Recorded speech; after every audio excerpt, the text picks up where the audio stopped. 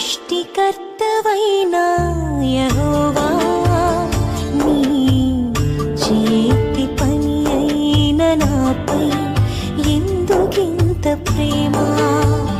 మంటికి రూపమిచ్చినావు, మహిమలు స్థానమిచ్చినావు.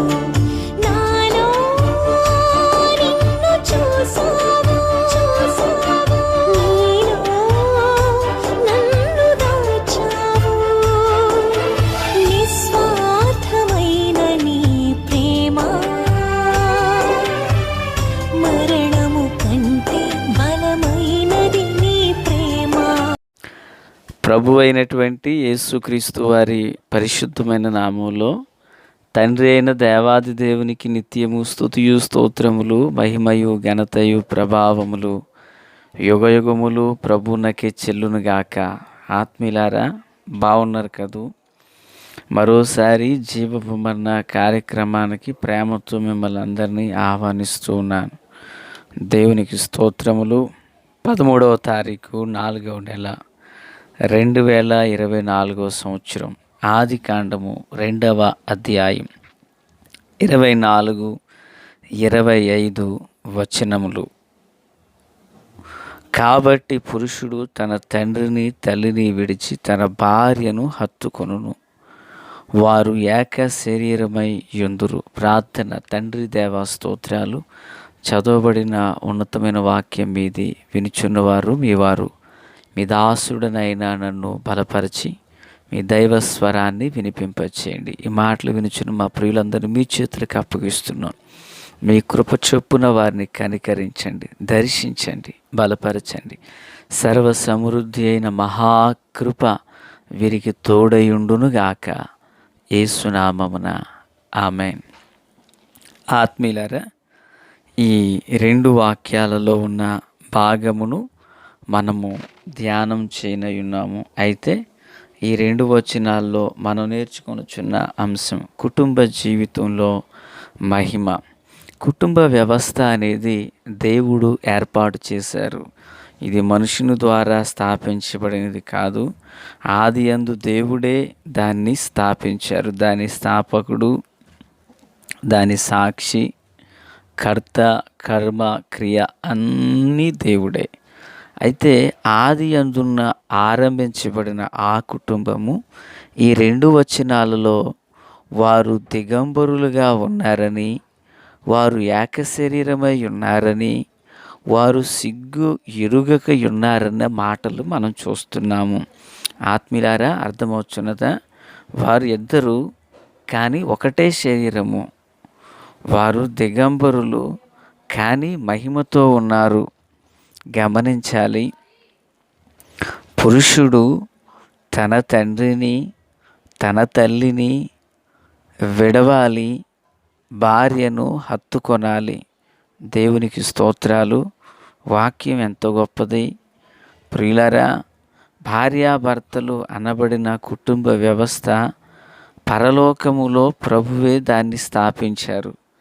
ఆ ఆరంభంలో, ఆ వివాహ బాంధవ్యంలో దేవుడు నైతిక, భౌతిక, ఆత్మీయ విలువలు పుష్కలంగా దానిలో ఉంచారు. ఏంటి ఆ విషయము అంటే, ఆత్మీయులారా, చెప్పబడుతున్న విషయం వారిద్దరూ కానీ ఏక శరీరము అని చెప్పబడింది. అంటే ఏక శరీరం అంటే ఒకటే శరీరము అని కదా. వారు దేహాలు 2, ఒకరు స్త్రీ, 2 పురుషుడు. వారి మనసులు 2, ఆలోచనలు 2.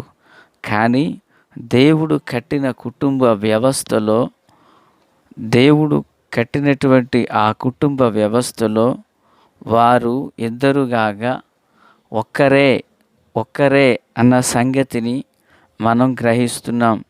దేవుడు ఆరంభంలో చేసిన కుటుంబ వ్యవస్థ నేటికి కొనసాగించబడిన ఎడల ఎంత మేలు. ఈరోజు భార్య ఏం చేస్తుందో భర్తకు తెలియడం లేదు, భర్త ఏం చేస్తున్నారో భార్యకు తెలియడం లేదు. ఒకరికి మధ్య దాపరికాలు, ఒకరికి మధ్య రహస్యాలు ఎన్నో ఉంటున్నాయి. ఆత్మీయులారా, భార్య ఎదుట భర్త, భర్త ఎదుట భార్య తెరవబడిన పుస్తకం వలె ఉండాలనేది నా అభిప్రాయం. అలాగుననే తాను బలహీనమైన ఘట్టము గనక అన్ని విషయములు గాక తనకు అవసరమైనవి తెలియపరుచుట యుక్తము అనేది నా యొక్క అభిప్రాయం. దేవునికి స్తోత్రం. ఇప్పుడు ఒక్క శరీరము నుండి ఒకే ఆలోచన, ఒక శరీరము నుండి ఒకే తలంపు వస్తుంది. దేవునికి స్తోత్రం. ఇక రెండో విషయం, వారు దిగంబరులు కానీ దిగంబరత్వం ఎరుగక మహిమతో ఉన్నారు. ఆత్మీయులారా, ఆరంభంలో ఉన్న కుటుంబము మహిమతో అలంకరించబడింది, మహిమతో నింపబడింది. మహిమాయుక్తమైన జీవితంలో వారు మొదటి అడుగును వేశారు. దేవునికి స్తోత్రం. ఈరోజు కుటుంబాల్లో కక్షలు, ఈరోజు కుటుంబాల్లో కోపతాపాలు, ఈరోజు కుటుంబాల్లో ఆవేశాలకు ప్రియులారా చోటు ఇవ్వడం జరుగుతుంది. శరీరములో మనం జీవిస్తున్నాము, ఇవి సహజమే. కానీ వాటిని జయించేది ఎప్పుడు? మహిమ నుండి ఆరంభించబడినది మరలా మహిమలోకి రావాలి కదా. సూర్యుడు అస్తమించిన ప్రకారంగానే ఉదయిస్తున్నాడు కదూ. ఏ దిక్కు నుండి వచ్చారో ఆ దిక్కున మరలా ఆయన కనిపిస్తున్నాడు కదూ. అలాగుననే ప్రియులారా, మన జీవితంలో మహిమ నుండి మానవ మనుగడ ఆరంభించబడింది, మహిమతో కొనసాగించబడి మహామహిమతో నింపబడాలనేది దేవుని ఉద్దేశం. నా మాటలు అర్థమవుతున్నాయా? మహిమ నుండి జీవితం ఆరంభించబడింది. ఓ మనుష్యుడా, ఓ మనుష్య రాలా, ఓ తల్లి, ఓ సోదరుడా, నీ ఆరంభం మహిమతో, అనగా నా ఆరంభం మహిమతో. మన ఆది పితరుడైన ఆదాము హవ్వలు వారు దిగంబరులే కానీ మహిమతో అలంకరించబడ్డారు. అనగా మన ఆరంభం మహిమతో ఆరంభించబడింది. మరి మహిమతో ఆరంభించబడిన జీవితం ఎంతవరకు మహిమాయుక్తంగా నడుచుచున్నాము? ప్రతిదినం సేవకునిగా నేను పరీక్షించుకోవాలి. ప్రతిదినం దేవుని బిడ్డగా నువ్వు పరీక్షించుకోవాలి. నీవు ఎక్కడి నుండి వచ్చావు? మహిమాయుక్తమైన జీవితం ఎలా కొనసాగిస్తున్నావు? మహిమతో వెళ్ళాలి. ఎలా ముగించాలి? మహామహిమలో ముగించాలి. ప్రియులారా, అయితే ఈరోజు అనేక జీవితాలు మహిమతో లేకపోవడం బాధాకరం.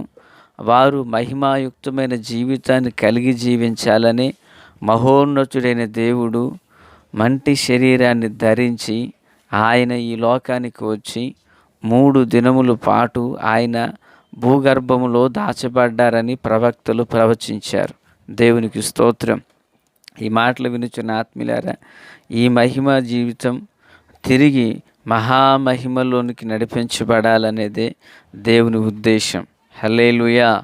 అయితే ఇక్కడ ఇంకను మనం చూసినట్లయితే వారు ఒకరినొకరు హత్తుకున్నారు అని చూస్తున్నాము. హత్తుకొని ఉన్నారట. ప్రియులారా, హత్తుకొని ఉన్నటువంటి లేవి కుటుంబం 12 గోత్రాల్లో ప్రత్యేకించబడింది. రూతు తన అత్తను హత్తుకున్నారు. 3 బారిన జీవితం చిగురించబడింది. ఈ మాటలు వినుచున్న ఆత్మీయులారా, వాక్యమైన దేవుని మనం హత్తుకోవాలి. ప్రార్థన యందు మనము ఆత్మయందు ఏకాభిప్రాయాన్ని కలిగి జీవించాలి. మన కుటుంబాల్లో మహిమ ఉండాలి. ధనము లేకపోయినా పర్వాలేదు. ఈరోజు ధనం మనం తెచ్చుకోలేదు, రేపటి దినాన మనం ధనాన్ని తీసుకుని వెళ్ళం. జీవితానికి అవసరమైంది దేవుడు మనకిస్తారు. ఆమేన్. అయితే మహిమతో వచ్చాము అన్న సంగతి మాత్రం గుర్తు చేసుకోవాలి. ఆ మహిమను కలిగి, ఆ మహిమను ధరించి మహిమాయుక్తమైన జీవితాన్ని చేస్తే మహామహిమలో దేవుని ఎదుట మనం నిలవబడగలుగుతాము. ఈ మాటలు వినుచున్న ఆత్మీయులారా, ఈ మాటలు వినుచుండగానే దేవుని ప్రభావం నిన్ను తాకాలని, దేవుని ప్రసన్నతని ఆవరించాలని. నీవు నీ సొత్తు కాదు, నీవు విలువ పెట్టి కొనబడిన దానవు, కొనబడిన వాడవు. నీ దేహము దేవుని ఆలయం. నీ దేహంలో దేవుడు నివసించాలనుకుంటున్నాడు. నీ బలహీనతలు ఈ లోకానికే, నీ అనారోగ్య సమస్యలు ఈ లోకానికే.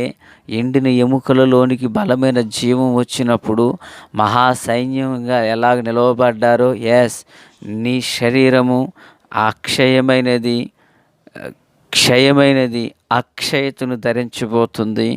మంటి దేహం అమర్త్యతను ధరించబోతుంది. మహిమను కలిగి వెళ్ళబోతున్నావు. ఈ లోక శ్రమలు ఎన్నదగినవి కావు. ప్రభు యొక్క శాశ్వత రాజ్యములో నిత్య మహిమలో మనం ఉండబోతున్నాము. ఆత్మీయులారా, ఆది అందున్న మొదటి కుటుంబము దేవుని కృపలో మహిమతో నింపబడింది. ఈ లోకంలో మనము ఆ మహిమను కలిగి, మహిమను ధరించి, మహిమ కొరకు మనము జీవించాలి.